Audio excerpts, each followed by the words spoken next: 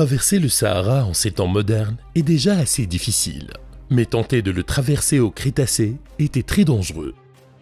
Il y a environ 115 à 95 millions d'années, à l'époque du Sarcosuchus, l'Afrique du Nord était luxuriante et tropicale, et toute la région était sillonnée de grandes rivières d'eau douce. C'est là que le Sarcosuchus imperator aimait chasser et se cacher. Ce super crocodile qui aimait se prélasser au soleil ou attendant l'eau, en décidant de son prochain repas, était originaire des actuelles régions du Mali, de l'Égypte, du Niger, de l'Algérie et de la Tunisie.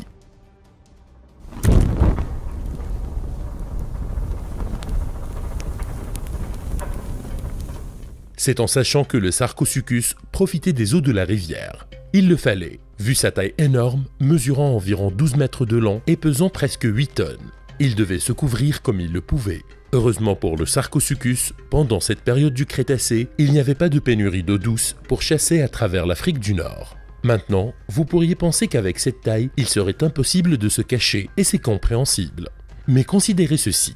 Le crocodile d'eau salée moderne, un mangeur d'hommes bien connu, est capable de se cacher très bien et mesure la moitié de la taille du Sarcosuchus.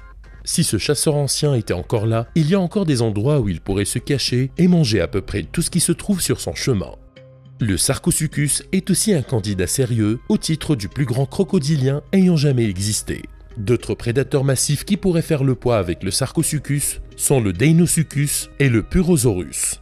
Cependant, comme aucun squelette complet de ces créatures n'a été trouvé, mais seulement des parties de leur corps, il est impossible de dire exactement qui était le plus grand. Mais le Sarcosuchus est certainement en haut de la liste. Voilà une information qui donne la chair de poule. En tant que prédateur naturel, le Sarcosuchus était presque indestructible une fois qu'il avait atteint la taille adulte. Contrairement aux crocodiliens d'aujourd'hui, qui mettent environ 10 ans à atteindre leur taille adulte, le Sarcosuchus grandissait lentement tout au long de sa vie. Cela signifie que d'autres prédateurs pouvaient potentiellement le manger, mais seulement s'ils avaient la chance d'attraper le crocodile rusé alors qu'il était encore petit.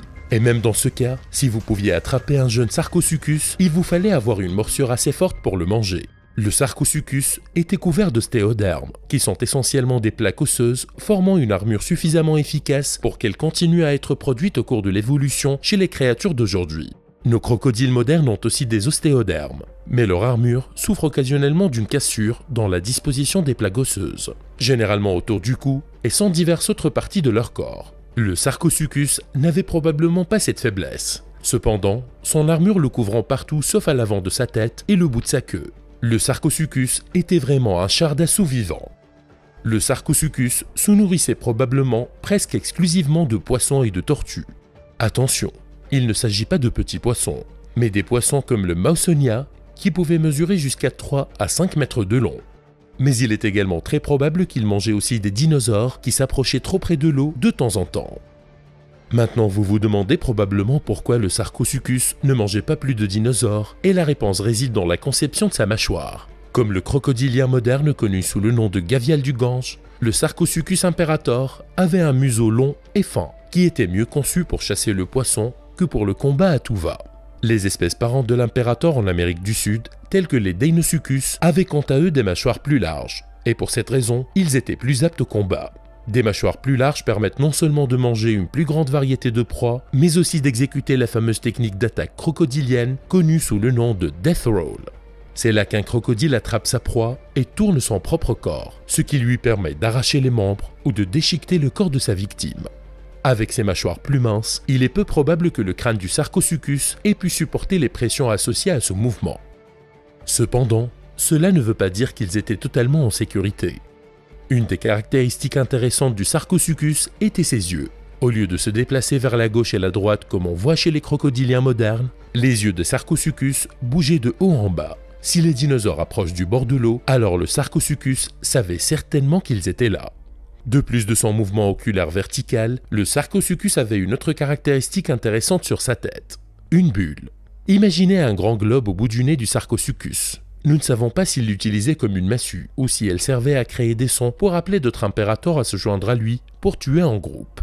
Mais cette caractéristique distinctive a certainement servi à quelque chose et était présente aussi bien sur des spécimens de Sarcosuchus mâles et femelles.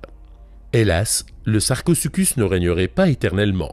Avec d'autres créatures préhistoriques, le Sarcosuchus était condamné à l'extinction et avec le temps, Lui et les autres crocodiliens géants ont fini par disparaître.